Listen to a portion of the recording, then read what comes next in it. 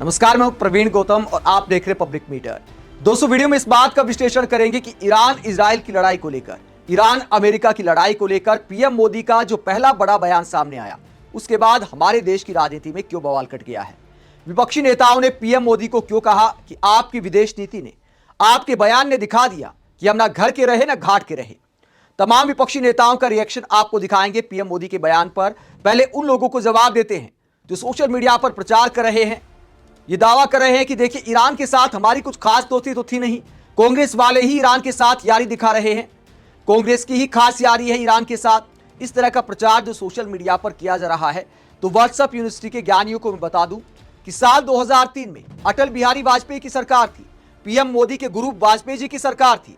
और पीएम मोदी के गुरु ने क्या किया था, 2003 के गणतंत्र दिवस समारोह में ईरान के राष्ट्रपति को हमारे रिपब्लिक डे पर चीफ गेस्ट के तौर पर बुलाया गया था। तो भारत और ईरान की यारी के क्या मायने हैं, वाजपेयी जी के उस कदम से आप समझ सकते हैं। लेकिन वाजपेयी जी के चेले ने क्या किया, जब ईरान की संप्रभुता पर संकट आया, अमेरिका इजराइल ने दादागिरी दिखाते हुए अटैक किया, तो पीएम मोदी ने निंदा तक नहीं की। यहां तक कि ईरान के सुप्रीम लीडर मारे गए, उसकी निंदा तक नहीं की। यह बात बहस का विषय हो सकती है। हम खामनेई की महिलाओं के बारे में नीति का बिल्कुल समर्थन नहीं करते। दुनिया के बहुत सारे देश डोनाल्ड ट्रंप से भी परेशान है, लेकिन क्या कोई अमेरिका पर अटैक कर सकता है क्या? तो दूसरे देश की संप्रभुता का अंतर्राष्ट्रीय कानून के हिसाब से सबको सम्मान करना चाहिए। निश्चित तौर पर अमेरिका और इजराइल ने अंतर्राष्ट्रीय कानूनों का उल्लंघन किया है। खुद अमेरिका से ऐसी आवाजें उठ रही हैं, चीन ने विरोध किया है, पुतिन ने विरोध किया है, लेकिन पीएम मोदी ने कोई विरोध नहीं किया, कोई इस तरह का बयान जारी नहीं किया। रात को पीएम मोदी के 2 ट्वीट आए। एक में जानकारी दी कि यूएई के प्रेसिडेंट से बात की और ईरान ने जो यूएई पर अटैक किया है उसकी निंदा की प्रधानमंत्री ने। इसके बाद रात को 1 बजे के बाद ट्वीट आता है कि मैंने बेंजामिन नेतन्याहू से फोन पर बात की। तो 2 देशों के साथ बातचीत की है, लेकिन ईरान पर एक शब्द नहीं बोला पीएम मोदी ने। खामनेई की मौत पर एक शब्द नहीं बोला पीएम मोदी ने। तो क्या पीएम मोदी खुद के बयान भी भूल गए? विपक्षी नेता कौन से बयान याद दिला रहे हैं? ये वीडियो आप देख सकते हैं। पीएम मोदी किस तरह की यारी दिखाते थे ईरान के साथ, क्या कहा था, जरा सुनिए।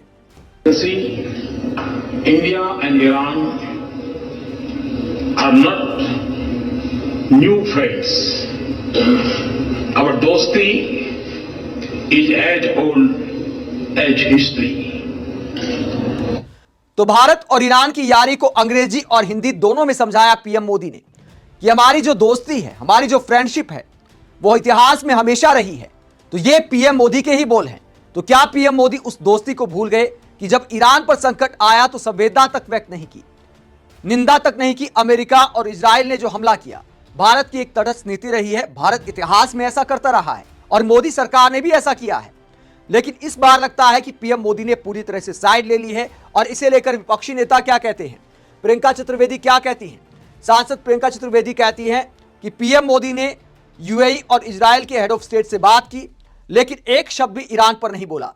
लगता है कि भारत सरकार ने अपनी साइड चुन ली है। तो प्रियंका चतुर्वेदी साफ आरोप लगाती है कि तटस्थ रहने की बजाय अब की बार मोदी सरकार ने साइड चुन ली है, इसलिए ईरान पर एक शब्द भी नहीं बोला। इसके अलावा कांग्रेस इस नीति को लेकर कहती है कि ना हम घर के रहे ना घाट के। कांग्रेस ने पीएम मोदी की फोटो पोस्ट करते हुए लिखा है, ना घर का ना घाट का। कांग्रेस केरला ने पोस्ट किया है।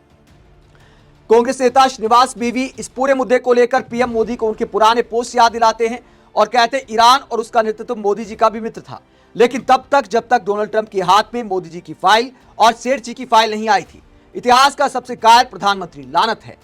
तो पीएम मोदी के बयान के बाद श्रीनिवास बीवी उन्हें कायर प्रधानमंत्री कहकर बुलाते हैं। तो अतुल लोंदे पाटिल कहते हैं भारत को अमेरिका पर दबाव बनाना चाहिए। अगर ईरान पर हमला नहीं रोका तो हम ट्रेड डील रोक देंगे।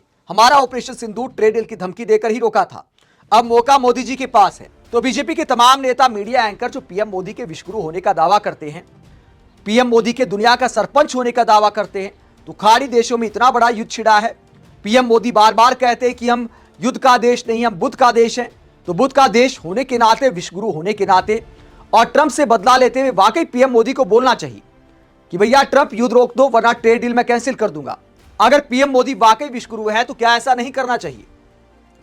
कांग्रेस नेता गुरदीप सिंह सप्पल कहते हैं ईरान में 10,000 से ज्यादा भारतीय काम कर रहे हैं। प्रधानमंत्री मोदी हमले के ठीक पहले इजरायली प्रधानमंत्री नेतन्याहू से जाकर मिलते हैं और इन 10,000 भारतीयों की बात भी नहीं होती। अगर नेतन्याहू ने हमले का प्लान मोदी से साझा कर दिया था तो मोदी ने अपने देशवासियों को सुरक्षित करने या उन्हें निकालने की पहल क्यों नहीं की?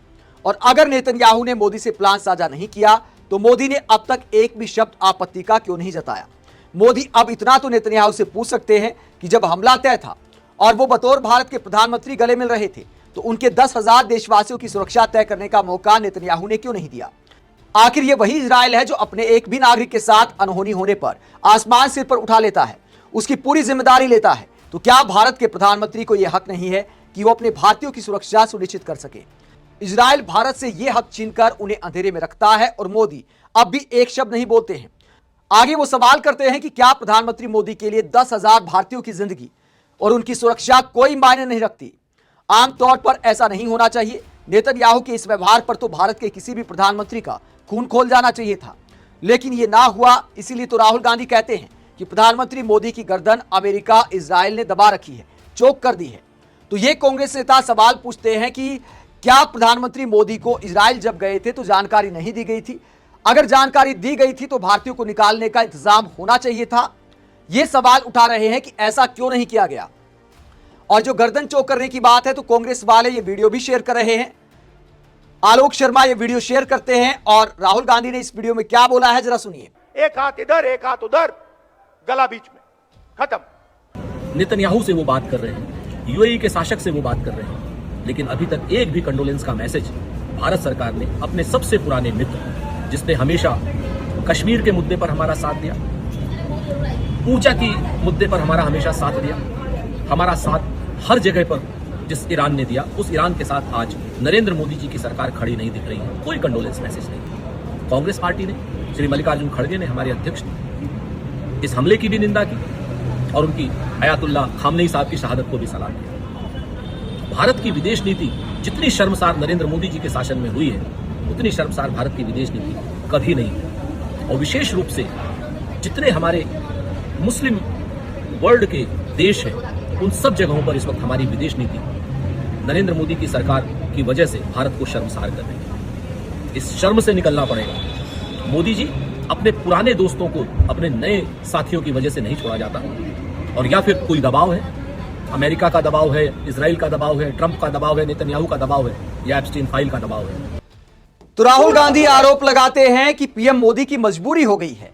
एप्स्टीन फाइल्स का बार बार जिक्र किया जाता है कांग्रेस की तरफ से, और इसीलिए एक बार फिर कांग्रेस ये वीडियो दिखाते हुए आरोप लगा रही है कि इजराइल ईरान को लेकर भी मोदी सरकार ने जो स्टैंड लिया है, तो पीएम मोदी की मजबूरियों का हवाला देती है कांग्रेस और आरोप लगाती कि दबाव में ऐसे फैसले लिए जा रहे हैं। सुप्रिया श्नेत इस मसले पर क्या कहती हैं? वो कहती है, जरा सोचिए, अमेरिकी कठपुतली पाकिस्तान के जोकर प्रधानमंत्री तक ने ईरान के लिए संवेदना के शब्द कहे और अंतर्राष्ट्रीय कानूनों के उल्लंघन की निंदा की, लेकिन नरेंद्र मोदी एक शब्द तक नहीं कह पाए। निंदा तो दूर, शोक संवेदना भी व्यक्त नहीं कर पाए। अमेरिका से आपका यह डर मेरे देश पर कलंक है। तो पीएम मोदी पर लगातार कांग्रेस आरोप लगा रही है, सवाल पूछ रही है कि आपकी ऐसी क्या मजबूरी है जो पुराने दोस्त ईरान को छोड़ दिया और अमेरिका इजराइल की निंदा तक नहीं कर पा रहे। आप इस पूरे मसले को लेकर क्या सोचते हैं? कमेंट बॉक्स में अपनी राय जरूर दें, साथ ही चैनल को सब्सक्राइब भी करें। नमस्कार।